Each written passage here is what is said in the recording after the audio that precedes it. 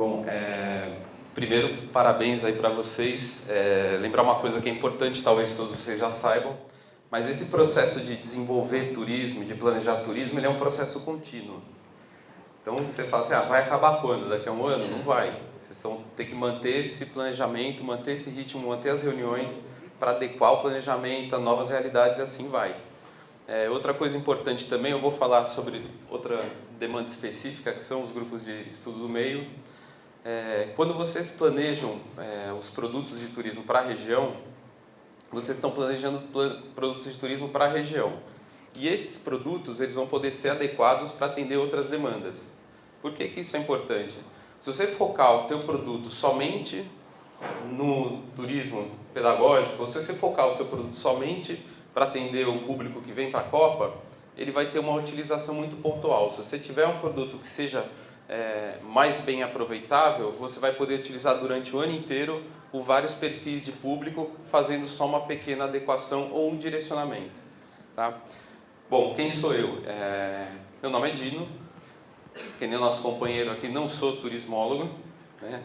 Eu sou biólogo como formação e desde o começo dos anos 90 eu trabalho fazendo montagem, operação e venda de roteiros de estudo do meio. Já passei por várias empresas, algumas bem conhecidas, e atualmente estou fazendo uma aliança com uma empresa que é a Aventuras e Aventuras, talvez alguns conheçam. Bom, primeiro vamos situalizar um pouco, né, essa tal do estudo do meio. Viagem de campo, turismo pedagógico, viagem pedagógica, o que é isso?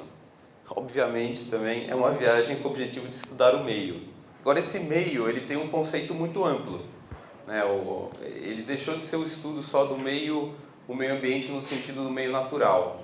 Ele passou a ser, no decorrer da evolução dos estudos do meio, isso começou lá na década de 80, com mais ritmo. Na verdade a história é mais antiga, mas enfim, em matéria de Brasil, a partir dos anos 80 isso se pegou com mais ritmo.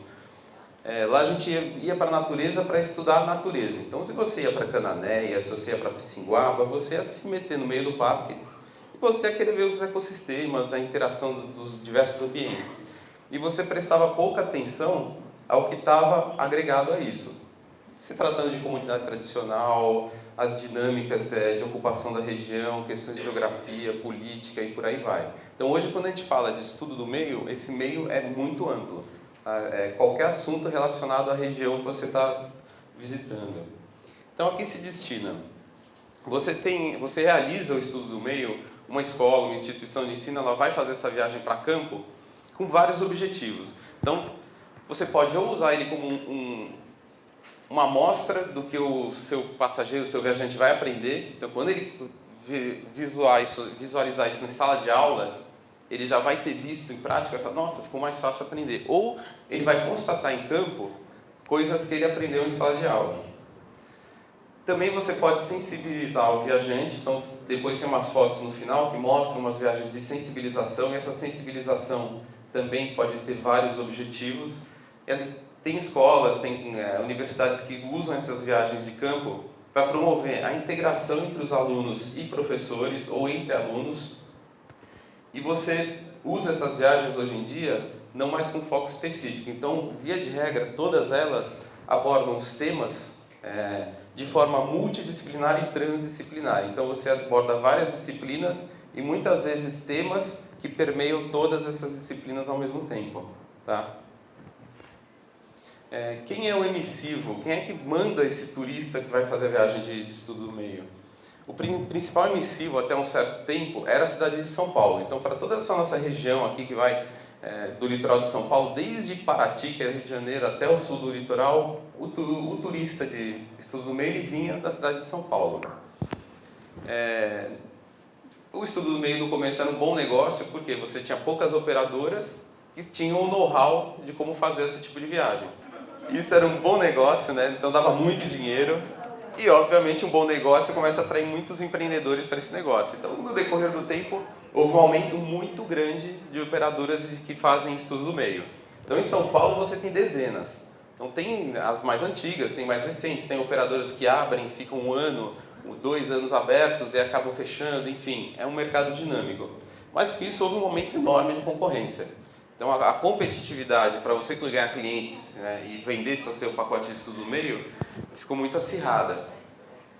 Então, o que aconteceu? Em São Paulo, essa concorrência está muito forte, é difícil conseguir um cliente e vamos espalhar. Então, você teve uma expansão de vendas desse produto, né, de estudo meio para outras cidades.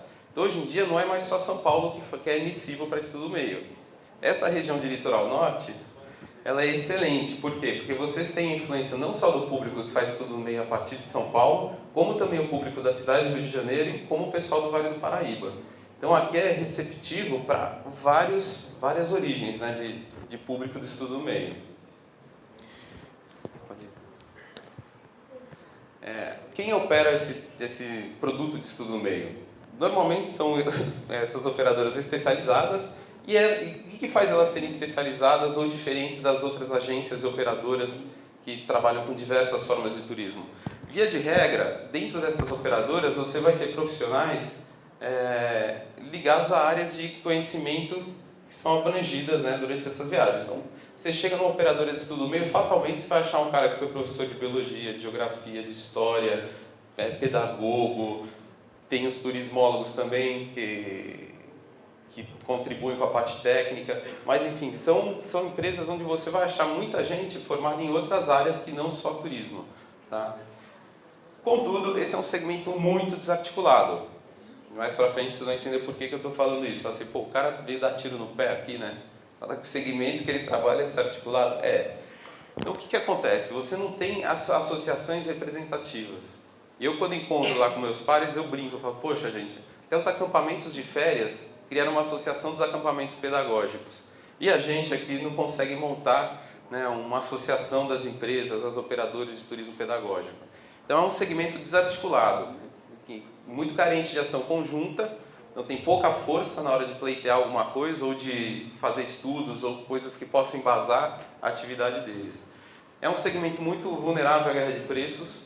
Então, com essa explosão de agências e operadoras que trabalham com estudo do meio, como é que eu posso ganhar o meu cliente? Eu posso ganhar ou por uma inovação, qualidade de produto, ou confiabilidade, ou por preço baixo. E o que tem acontecido é assim, muitas vezes empresas elas são pequenas, a maior parte das empresas que trabalham com estudo meio, elas trabalham no regime de simples, então quanto menos você fatura, menos você tem tributação. Então, se eu sou uma empresa maior, que já está mais consolidada e tal, não sei o que, eu vou recolher uma alíquota maior de tributação. Aquela que acabou de abrir tem uma alíquota menor e o custo menor também, porque é pequenininha, tem 2, 3, 4 caras trabalhando. Essa empresa joga um preço lá embaixo. Quem se beneficia disso, fatalmente, é o comprador, né? São as instituições. E você acaba tendo a redução enorme da tua margem de lucro. Hoje em dia, as empresas de estudo do meio, elas trabalham com margens de lucro estreitas. Antigamente era um absurdo, você tinha margens de 25%, 30%, né? Ganhava um dinheirão. Hoje em dia, essa margem ela não passa dos 15%. Então, quando você fecha a operação, paga tudo que tinha que pagar lá, não ultrapassa 15%. E uma consequência dessa falta de organização e representatividade é ela escapar, esse tipo de turismo, ele escapa de estatísticas oficiais. Então, é muito difícil você contabilizar, você consegue contabilizar qual é a ocupação hoteleira, por exemplo, de Caraguatatuba. Mas quantos por cento dessa ocupação hoteleira foi feita por turismo pedagógico? Isso é muito difícil contabilizar. E aí também cria dificuldade para quem está fazendo planejamento.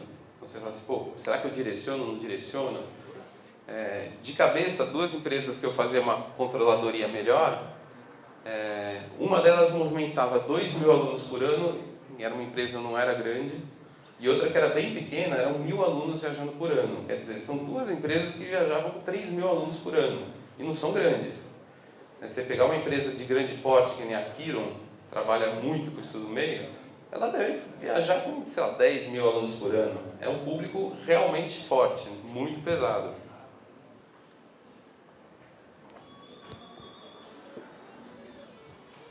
O que hoje em dia é valorizado?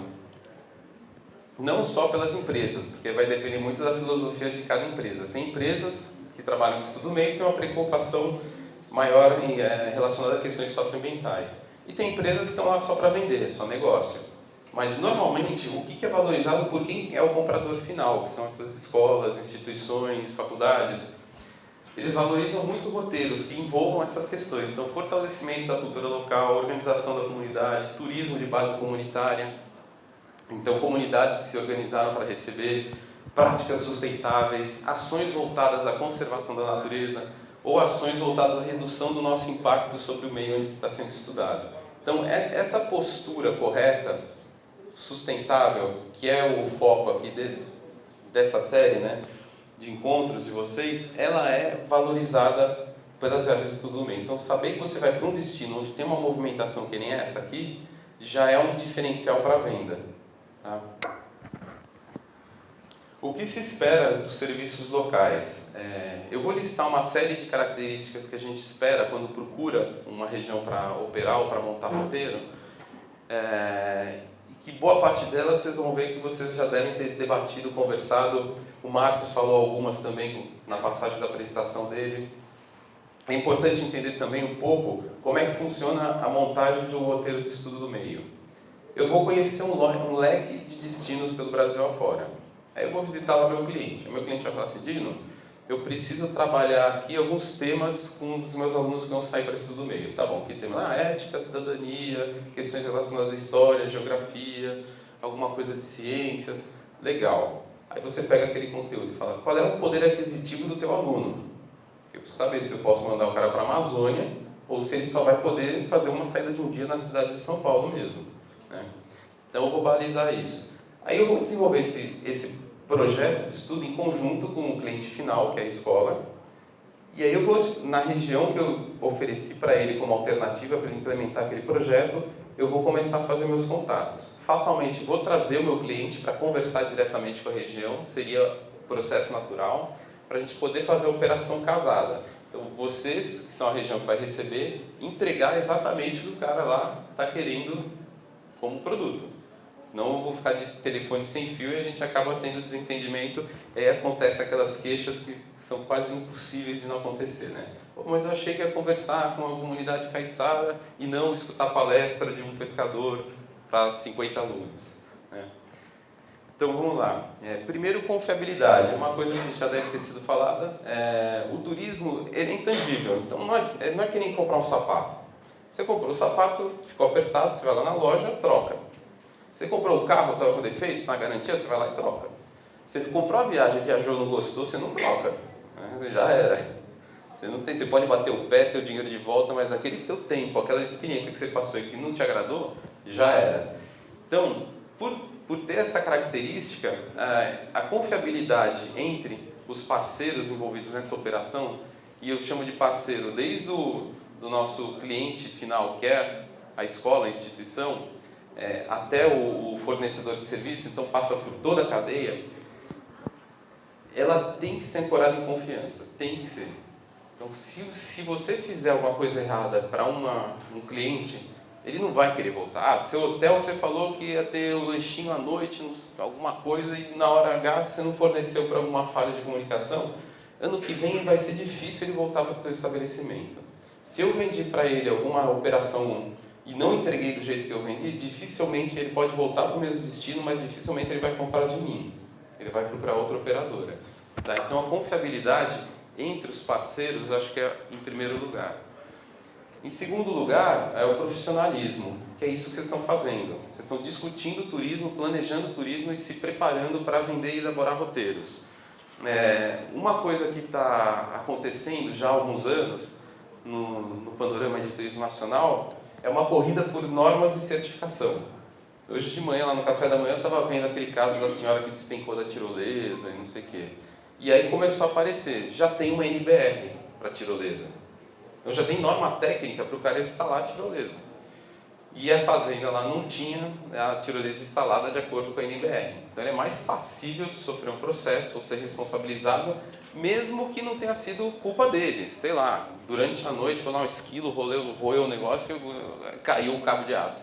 Não interessa, se ele não fez aquilo de acordo com o que deveria ser feito legalmente, ele pode ser responsabilizado. Então, eu acho que é necessário o destino estar sempre atento a esse movimento.